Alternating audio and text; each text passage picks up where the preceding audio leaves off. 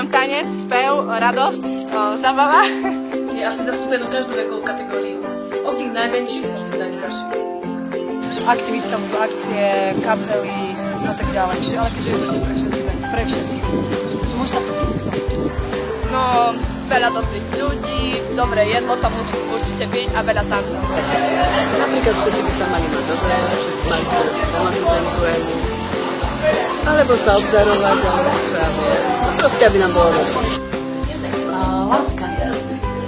Ako mladí ľudia pomáhajú nejakým starším ľuďom alebo aj mladším, ktorí to potrebujú, alebo nejaké zábavné po obede stravené s priateľmi a s kamarátmi. Asi, že idem pre rodinu, čo ja viem, pre manželov, pre rodinu, pre deti a pre všetkých starých, mladých. Je to ako celý svet. Skvelá zábava, super ľudia, nádherný kolektív a výborná príprava. Deň radosti. Pekný deň. A proste deň pre všetkých, že všetci ľudia sa môžu zúčastniť na jednom tomto podujatí. A na tom podujatí proste môžu byť všetci.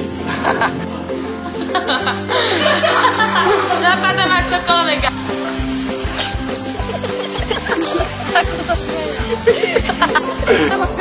To je deň vlastne pre všetkých, patrí deťom, patrí mamám, patrí proste ľuďom, ktorí jednoducho, ten deň je proste pre všetkých. Akože to námestové je to úplne výborná akcia, po všetky tie roky bol to úplne super zábava. Ľudia úplne, každý človek sa tam mohol vynájsť, takže to úplne podobná akcia. Žijeme s Pánom Ježišom a že sa máme byť milí, ľudí, správať sa pekne.